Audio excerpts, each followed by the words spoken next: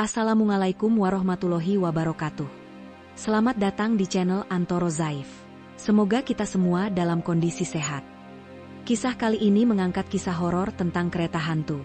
Di sini kita mau mencoba berkisah tentang kisah itu. Begini kisah lengkapnya. Malam itu, langit gelap tanpa bintang. Seolah menyembunyikan rahasia yang tak ingin terungkap. Angin berhembus pelan, membawa aroma tanah basah dan daun-daun kering yang berguguran. Stasiun Tumpakus terlihat seperti bangunan tua yang terlupakan. Dengan lampu-lampu yang temaram, menciptakan bayang-bayang aneh di sepanjang peron. Sebuah bangunan tua yang terlihat seperti tidak dirawat selama puluhan tahun. Dindingnya mengelupas, atapnya bocor di beberapa bagian, dan suasana sekitarnya sunyi senyap. Penumpang yang menunggu di peron terlihat aneh. Mereka tidak saling berbicara, bahkan terkesan menghindari kontak mata. Seorang ibu dengan anak kecil duduk di bangku kayu, wajahnya tegang. Anak itu terus menangis, tapi sang ibu hanya memeluknya erat tanpa mencoba menenangkannya. Seorang bapak tua penjual kopi, duduk di sudut stasiun. Matanya kosong menatap ke arah rel. Ketika Akra, seorang pemuda tokoh kita ini mendekat untuk membeli kopi, bapak tua itu hanya menggeleng pelan. Tidak ada kopi malam ini. Akra merasa ada yang tidak beres, tapi tidak bisa menanyakannya lebih lanjut. Beberapa penumpang lain terlihat seperti bayangan, wajah mereka samar-samar, seolah tidak ingin dikenali. Mereka berdiri sendiri-sendiri, menjaga jarak. Akra berdiri di peron dengan tiket di tangan. Ia memutuskan naik kereta ini karena mendengar cerita-cerita mistis tentang Tumpang Express. Kereta ini dikatakan hanya beroperasi pada malam hari, dan jalurnya melewati daerah terpencil yang tidak pernah dijelaskan di peta resmi. Akra ingin merasakan sendiri atmosfernya, sekaligus mencari inspirasi untuk novel horor yang sedang ditulisnya. Kereta itu datang tepat pada waktunya, seperti yang selalu terjadi pada malam sebelumnya. Suara mesinnya menggelegar, memecah kesunyian malam, dan lampu-lampu redupnya seperti mata-mata yang mengawasi siapa saja dari kejauhan. Tapi malam ini, ada sesuatu yang berbeda, sesuatu yang membuat merinding.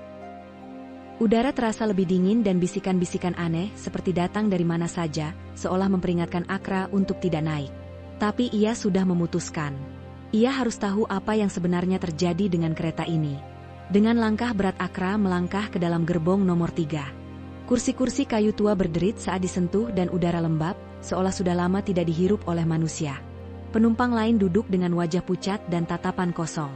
Seolah mereka bukan manusia biasa. Akra mencoba menenangkan diri, tapi perasaan aneh itu tidak hilang. Kereta mulai bergerak perlahan meninggalkan stasiun Tumpakus. Akra yang duduk di dekat jendela mencoba menikmati pemandangan, tapi yang dilihatnya hanyalah kegelapan.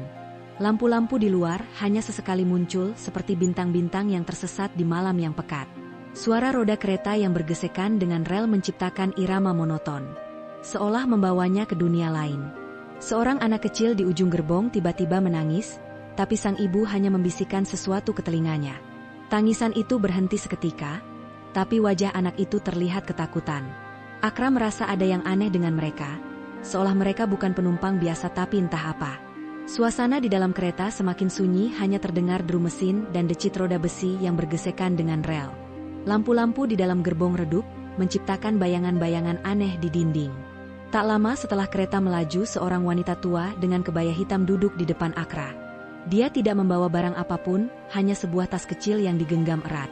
Wajahnya pucat, dan matanya kosong, seolah menatap sesuatu yang tidak bisa terlihat. Akra mencoba menyapanya tapi dia hanya menatapnya diam-diam, sebelum akhirnya memalingkan muka ke jendela. Akra merasa ada yang aneh dengannya tapi tidak bisa menebak apa. Wanita tua dengan kebaya hitam itu adalah yang paling membuatnya tidak nyaman. Dia tidak pernah berbicara, hanya sesekali menatap dengan mata kosongnya. Kereta terus melaju dan suasana semakin mencekam. Akra mencoba mengobrol dengan penumpang lain, tapi mereka semua terlihat enggan berbicara. Beberapa bahkan menghindari kontak mata seolah takut pada sesuatu. Tiba-tiba, kereta melambat dan akhirnya berhenti di tengah hutan. Tidak ada stasiun, tidak ada lampu, hanya kegelapan yang menyelimuti. Akra melihat keluar jendela, dan yang terlihat hanyalah pepohonan tinggi yang bayangannya seperti menari-nari dalam angin malam. Ketika kereta tiba-tiba berhenti di tengah hutan, terlihat samar tulisan di papan, Hutan Raganari. Akra ingat, itu adalah hutan lebat yang dikenal luas oleh penduduk setempat sebagai tempat angker. Hutan ini dikelilingi oleh mitos dan legenda tentang roh-roh penjaga yang tidak menyukai manusia yang masuk tanpa izin. Pohon-pohonnya tinggi dan gelap dengan cabang-cabang yang menjulur seperti tangan yang siap mencengkeram. Suara jangkrik dan binatang malam lainnya terdengar samar-samar, menciptakan atmosfer yang semakin mencekam. Reaksi penumpang mulai berubah. Beberapa terlihat gelisah menatap keluar jendela dengan tatapan waspada. Wanita tua berkebaya hitam tiba-tiba berbisik, "Jangan lihat keluar. Mereka bukan manusia." Akra mencoba bertanya apa maksudnya, tapi dia hanya diam. Seorang pria di ujung gerbong tiba-tiba berdiri dan berteriak, "Kita harus pergi dari sini. Ini bukan tempat untuk kita." Tapi sebelum dia bisa melakukan apapun, lampu di gerbong mati total. Suara langkah kaki terdengar di lorong gerbong perlahan mendekat. Akra mendengar suara jeritan kecil dari penumpang lain, tapi tidak ada yang berani bergerak. Ketika lampu kembali menyala, beberapa penumpang sudah hilang, termasuk wanita tua itu. Penumpang yang tersisa terlihat ketakutan, tapi mereka tidak berbicara. Seorang wanita muda di sudut gerbong terlihat menggigil, matanya tertutup rapat seolah tidak ingin melihat apapun. Anak kecil yang tadi menangis sekarang terdiam, wajahnya pucat seperti mayat. Kondektur tiba-tiba muncul di pintu gerbong, wajahnya tegang. "Tenang, semuanya. Ini hanya masalah teknis," katanya, tapi suaranya tidak meyakinkan. Penumpang hanya menatapnya diam-diam, seolah tidak percaya. Seorang penumpang pria parubaya berdiri dan berteriak, "Ini bukan masalah teknis. Kita terjebak di hutan Raganari. Ini hutan larangan. Kalian tahu apa artinya itu?" Penumpang lain mulai saling memandang dengan ketakutan. Seorang ibu dengan anak kecil memeluk anaknya erat, sambil berbisik, "Jangan lihat keluar. Nak, tutup matamu." Anak itu menangis pelan, tapi sang ibu tidak mencoba menenangkannya, seolah dia tahu ada sesuatu yang lebih menakutkan daripada tangisan anaknya. Akra merasa ada yang sangat salah dengan kereta ini. Penumpang-penumpang itu bukan manusia biasa. Mereka seperti hantu yang terperangkap dalam perjalanan tanpa akhir. Dan sekarang, Akra terjebak bersama mereka. Akra berdiri dan berjalan ke lorong gerbong, mencari tahu apa yang terjadi. Tapi lorong itu kosong, sepi. Akra mendengar suara bisikan dari gerbong belakang. Ia mengikuti suara itu, dan menemukan sebuah pintu tertutup rapat. Dari balik pintu, terdengar suara tangisan dan jeritan. Dengan gemetar, dibukanya pintu itu. Di dalam, ada sebuah ruangan gelap dengan dinding penuh coretan aneh. Kereta masih berhenti, tiba-tiba terdengar suara gesekan aneh dari atas gerbong, seperti sesuatu yang bergerak. Akra mengintip keluar jendela dan melihat bayangan besar yang bergerak perlahan di atap gerbong. Tiba-tiba, sebuah peti mati tua terlihat meluncur dari atas dan jatuh ke dalam gerbong dengan suara keras. Peti itu terbuat dari kayu gelap, dengan ukiran-ukiran aneh yang tidak bisa dikenali. Di bagian depannya, ada tulisan samar yang berbunyi, "Yang masuk, takkan keluar." Akra sendiri merasa jantungnya berdebar kencang. Wanita tua dengan kebaya hitam yang tadi tiba-tiba muncul di samping Akra, berbisik, "Jangan pernah membuka peti itu. Jika kau melakukannya, kau akan bergabung dengan kami." Lampu-lampu di gerbong terus berpendar, menciptakan efek bayangan yang bergerak-gerak di dinding. Penumpang yang sebelumnya diam kini berteriak histeris, beberapa mencoba lari ke gerbong lain, tapi pintu-pintu gerbong terkunci rapat. Suara tangisan, jeritan, dan doa-doa panik memenuhi udara. Dan kemudian, lampu mati lagi. Suara langkah kaki terdengar di lorong gerbong, perlahan mendekat. Akra tidak tahu apa yang akan terjadi selanjutnya, tapi satu hal yang pasti, ini bukan lagi perjalanan biasa. Wanita tua dengan kebaya hitam yang tadi berkata dengan suara serak, "Sudah waktunya." Suasana di dalam gerbong langsung berubah. Penumpang yang sebelumnya diam mulai panik. Seorang pria tua dengan topi lebar berteriak, "Itu peti dari gerbong terakhir. Kenapa itu ada di sini?" Seorang wanita muda yang duduk di sudut gerbong tiba-tiba menangis histeris, "Kita semua akan mati di sini." Sebuah peti mati tua sudah ada di tengah ruangan, dan tiba-tiba peti itu terbuka sendiri. Suara engselnya yang berderit membuat bulu kuduk berdiri. Dari dalam peti keluar kabut tebal yang menyebar ke seluruh gerbong, membuat sulit untuk melihat apapun. Seorang penumpang pria berteriak, "Tutup itu. Tutup petinya." Tapi tidak ada yang berani mendekat. Wanita tua berkebaya hitam yang tadi duduk di depan Akra berkata, "Kamu seharusnya tidak datang ke sini. katanya dengan suara serak. Kereta ini bukan untuk yang hidup. Dari dalam peti lagi, muncul sosok tinggi dengan jubah hitam. Wajahnya tidak terlihat, hanya kegelapan yang menyelimuti. Tapi yang paling menakutkan adalah suaranya. Suara yang terdengar seperti gabungan dari ribuan bisikan, seolah banyak orang berbicara dalam satu suara. Kalian semua telah dipilih, katanya. Suaranya menggema di seluruh gerbong. Penumpang yang lain terlihat ketakutan. Seorang wanita muda berlutut dan berdoa dengan suara gemetar, sementara pria parubaya yang tadi berteriak sekarang terduduk lemas. Wajahnya pucat. Anak kecil yang tadi menangis sekarang terdiam. Matanya terbuka lebar dan kosong, seolah melihat sesuatu yang tidak bisa dilihat orang lain. Sosok jubah hitam itu mengangkat tangannya, dan satu persatu penumpang mulai menghilang. Wanita tua dengan kebaya hitam adalah yang pertama. Dia tersenyum pada Akra sebelum tubuhnya perlahan memudar menjadi kabut. Kemudian, pria parubaya yang tadi berteriak juga menghilang, diikuti oleh ibu dan anak kecilnya. Suara jeritan dan tangisan semakin keras, tapi satu persatu suara itu menghilang, digantikan oleh keheningan yang mencekam. Akra mencoba lari, tapi kakinya seperti tertanam di lantai. Sosok jubah hitam itu mendekatinya, dan Akra bisa merasakan hawa dingin yang menyelimuti tubuhnya. "Kamu berbeda," bisiknya. "Kamu masih punya pilihan." Sosok itu memberinya sebuah kunci kecil, terbuat dari besi tua yang berkarat. "Kunci ini bisa membawamu keluar dari sini," katanya. "Tapi kau harus memutuskan. Apakah kau akan menyelamatkan dirimu sendiri, atau mencoba menyelamatkan mereka yang sudah hilang?" Gerbong itu sekarang hampir kosong. Hanya tersisa Akra dan beberapa penumpang yang masih bertahan. Seorang wanita muda dengan wajah penuh ketakutan memohon. "Tolong," bisiknya. "Aku tidak ingin hilang." Akra merasa terkoyak. Jika ia menggunakan kunci itu untuk menyelamatkan dirinya sendiri, mungkin bisa selamat. Tapi jika mencoba menyelamatkan mereka, ia mungkin akan terjebak selamanya di sini. Dengan tangan gemetar, Akra memegang kunci itu. Ia melihat ke arah sosok jubah hitam, yang sekarang berdiri di depan peti mati. "Aku memilih untuk mencoba menyelamatkan mereka," kata Akra. Suaranya tegas meski hatinya penuh ketakutan.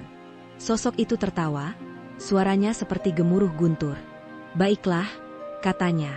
"Tapi ingat, setiap pilihan memiliki konsekuensi."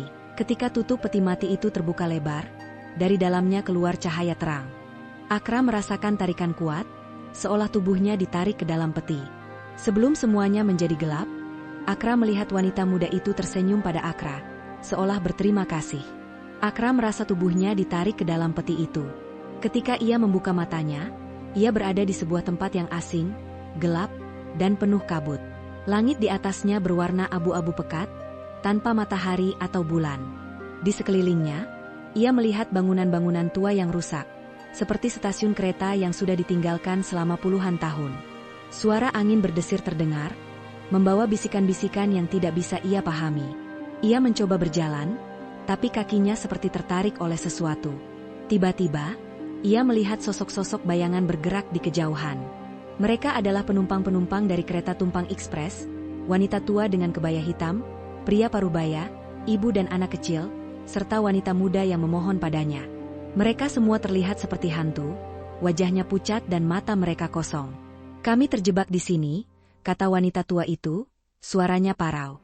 "Dan sekarang, kau juga." Di tengah kabut yang tak pernah hilang, Akra melihat sosok tinggi dengan jubah hitam mendekatinya. Ini adalah sosok yang sama yang memberinya kunci kecil di kereta Tumpang Ekspres. Sosok itu berdiri di depannya, wajahnya tersembunyi dalam kegelapan, tapi suaranya terdengar jelas. "Kau telah bertahan cukup lama," kata sosok itu. "Tapi waktumu hampir habis. Kau harus memilih, tetap di sini selamanya, atau kembali ke dunia nyata dengan harga yang harus kau bayar." Akra merasa jantungnya berdebar kencang. "Apa harga yang harus kubayar?" tanyanya. Sosok itu lalu terdiam sejenak. "Kau harus meninggalkan sesuatu yang sangat berharga bagimu. Sesuatu yang akan membuatmu menderita jika kau kehilangannya." Akra berpikir sejenak. Apa yang paling berharga baginya? Keluarganya? Teman-temannya? Atau mungkin ingatannya sendiri? Ia tidak tahu, tapi satu hal yang pasti, ia tidak ingin terjebak di dunia itu selamanya. Dunia antara. Akra memutuskan untuk menerima tawaran itu. "Aku akan membayar harganya," katanya dengan tegas. "Apapun itu." Sosok itu mengangguk perlahan. Baiklah, kau akan kembali ke dunia nyata, tapi kau harus meninggalkan ingatanmu tentang kereta itu. Kau tidak akan pernah ingat apa yang terjadi, atau siapa yang kau temui di sini. Kau akan hidup seperti biasa, tapi dengan satu kekosongan yang tidak akan pernah kau pahami. Akra merasa sedih. Ingatan tentang kereta itu adalah bagian dari dirinya, tapi ia tahu ini adalah satu-satunya cara untuk bebas. Ia mengangguk, menerima syarat itu. Tiba-tiba, Akra merasakan tarikan yang kuat, seperti tubuhnya ditarik ke suatu tempat yang jauh. Ia melihat cahaya terang, dan kemudian, semuanya menjadi gelap. Ketika ia membuka matanya, ia berada di rumahnya sendiri, di kamar tidurnya. Matahari bersinar terang di luar jendela, dan burung-burung berkicau dengan riang. Sepelas dari peristiwa itu, Akra melanjutkan hidupnya seperti biasa. Ia pergi ke kantor, bertemu teman-temannya, dan menulis cerita-cerita baru. Tapi ada sesuatu yang aneh. Ia sering merasa ada yang hilang dalam hidupnya. Kadang-kadang, ia melihat bayangan-bayangan aneh di sudut matanya, atau mendengar bisikan-bisikan yang tidak bisa ia pahami. Suatu malam, saat ia sedang menulis di meja kerjanya, ia menemukan kunci kecil berkarat di antara tumpukan kertas. Ia tidak tahu dari mana kunci itu berasal. Tapi ketika ia memegangnya, ia merasa dingin yang aneh menyelimuti tubuhnya. Ia mencoba mengingat, tapi tidak ada yang muncul. Kunci kecil itu tetap ada di meja Akra, seolah menunggu saat yang tepat untuk membuka sesuatu yang seharusnya tetap tertutup. Akra tidak tahu bahwa kunci itu adalah sisa dari petualangan horor yang pernah ia alami. Petualangan yang telah ia korbankan untuk kebebasannya. Dan di suatu malam, ketika kereta tumpang ekspres kembali melintas di kejauhan, kunci itu bergetar pelan, seolah mengingatkan Akra bahwa dunia antara itu masih ada, dan suatu hari nanti, mungkin ia akan dipanggil kembali. Hari-hari terus berlalu. Setelah menemukan kunci kecil berkarat di meja kerjanya, Akra merasa ada sesuatu yang tidak beres. Ia tidak bisa mengingat dari mana kunci itu berasal. Tapi ia merasa ada hubungannya dengan perasaan aneh yang sering ia alami. Bayangan-bayangan yang bergerak, bisikan-bisikan yang tidak jelas, dan mimpi-mimpi buruk tentang kereta tua. Ia memutuskan untuk mencari tahu lebih lanjut tentang kereta tumpang ekspres. Nama yang tiba-tiba muncul di benaknya meski ia tidak tahu dari mana asalnya. Akra memulai pencariannya di perpustakaan kota. Ia menghabiskan berjam-jam membaca arsip koran tua dan buku-buku tentang sejarah perkeretaapian di Indonesia. Awalnya, ia tidak menemukan apa-apa tentang kereta bernama Tumpang Ekspres. Tapi kemudian, ia menemukan sebuah artikel koran tua yang terbit sekitar 30 tahun yang lalu. Artikel itu bercerita tentang sebuah kecelakaan kereta api yang terjadi di jalur Tumpakus, jalur yang sama yang pernah hadir dalam mimpinya beberapa hari terakhir ini. Kereta itu bernama Tumpang Ekspres, dan kecelakaan itu terjadi di tengah hutan Raganari. Menurut artikel itu, kereta itu menghilang secara misterius setelah melintasi hutan, dan tidak pernah ditemukan lagi. Seluruh penumpangnya dinyatakan hilang, dan pencarian besar-besaran tidak membuahkan hasil. Akra tidak puas hanya dengan membaca artikel. Ia ingin tahu lebih banyak. Ia pergi ke desa-desa sekitar hutan Raganari, mencari orang-orang yang mungkin masih ingat tentang kecelakaan itu.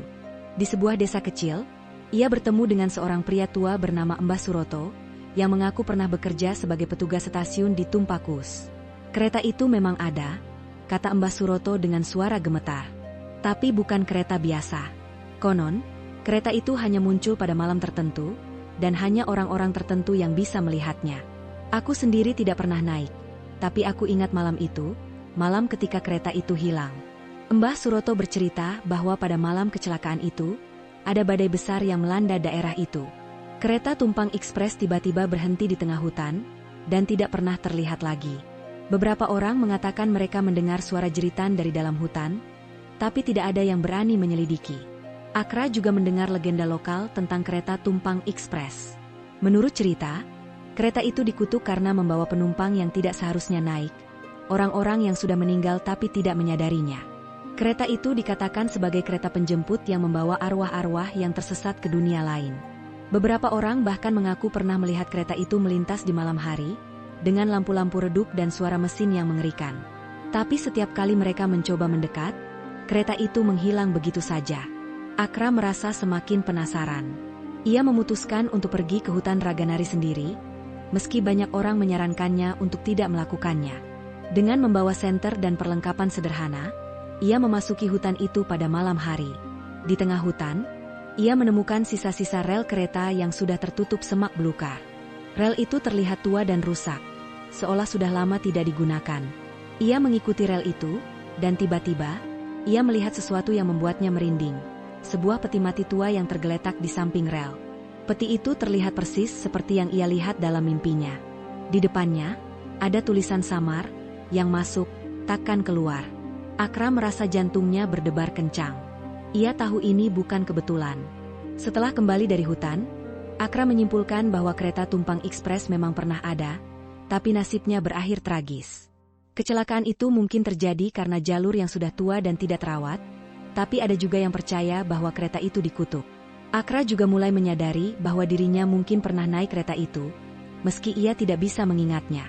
Kunci kecil yang ia temukan adalah bukti bahwa ia pernah terlibat dalam sesuatu yang jauh lebih besar dari yang ia pikirkan. Meski Akra telah menemukan banyak informasi, masih ada banyak misteri yang belum terpecahkan. Apa yang sebenarnya terjadi pada kereta tumpang ekspres? Apakah penumpangnya benar-benar hilang? Atau mereka terjebak di dunia antara seperti yang ia alami? Dan yang paling penting, mengapa ia bisa kembali ke dunia nyata sementara yang lain tidak? Akra tahu bahwa jawaban atas pertanyaan-pertanyaan itu mungkin tidak akan pernah ia temukan. Tapi satu hal yang pasti, kereta tumpang ekspres bukan sekadar legenda. Itu adalah bagian dari hidupnya. Bagian yang akan terus menghantuinya, meski ia tidak bisa mengingatnya. Terima kasih telah menyimak kisah ini dan wassalamualaikum warahmatullahi wabarakatuh.